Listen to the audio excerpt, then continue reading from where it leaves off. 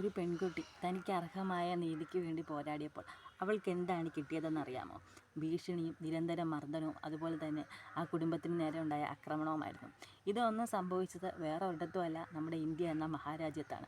ഉത്തർപ്രദേശിലെ ഉന്നോവ എന്ന ഗ്രാമത്തിൽ 2017 വെറും 17 വയസ്സ് മാത്രം പ്രായമായ ഒരു പെൺകുട്ടി പീഡിപ്പിക്കപ്പെട്ടു. അതും അന്നത്തെ BJPയിലെ ഉന്നതനായിട്ടുള്ള നേതാവും MLAയുമായിരുന്ന കുൽദീപ് സിംഗ് ആയിരുന്നു ഇതിൻ്റെ പിന്നിൽ.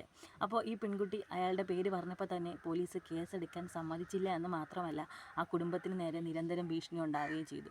അതുമാത്രമല്ല, ഈ പെൺകുട്ടിയുടെ പിതാവിനെ പോലീസ് കേസിൽ അറസ്റ്റ് ചെയ്യുകയും പെൺകുട്ടിയുടെ പിതാവ് കസ്റ്റഡിയിൽ വെച്ച് മരണപ്പെടുകയും ചെയ്യുകയാണ് ഉണ്ടായത്. സ്വന്തം മകളുടെ നീതിക്ക് വേണ്ടി പോരാടിയ ഒരു പിതാവിൻ്റെ അവസ്ഥയാണ് അതും നമ്മുടെ ഇന്ത്യയിൽ. അതിനുശേഷം ഈ പെൺകുട്ടിയും പെൺകുട്ടിയുടെ വീട്ടുകാരെ സഞ്ചരിച്ചിരുന്ന കാറിലേക്ക് ഒരു ട്രക്ക് വന്ന് ഇടിക്കുകയും പെൺകുട്ടിയുടെ 2 അമ്മായിമാരും അപ്പോൾ തന്നെ മരിക്കുകയും ചെയ്തു. പെൺകുട്ടിയുടെ വക്കീലിനും പെൺകുട്ടിക്കും ഗുരുതരമായി പരിക്കേറ്റു.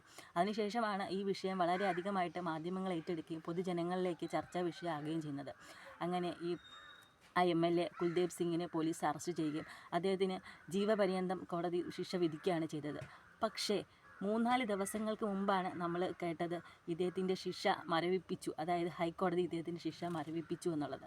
അപ്പോൾ ഈ പെൺകുട്ടിക്ക് അർഹമായിട്ടുള്ള നീതി കിട്ടിയോ എന്ന് ചോദിച്ചാൽ ഇല്ല എന്ന് തന്നെ നമുക്ക് പറയേണ്ടി വരുമല്ലേ.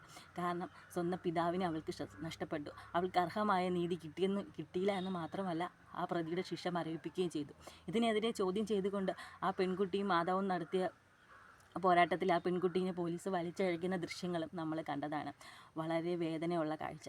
അതും നമ്മുടെ ഇന്ത്യ എന്ന മഹാരാജ്യത്തിൽ ഒരു സ്ത്രീ തൻ്റെ നീതിക്ക് വേണ്ടി എത്ര നാൾ പോരാടണം.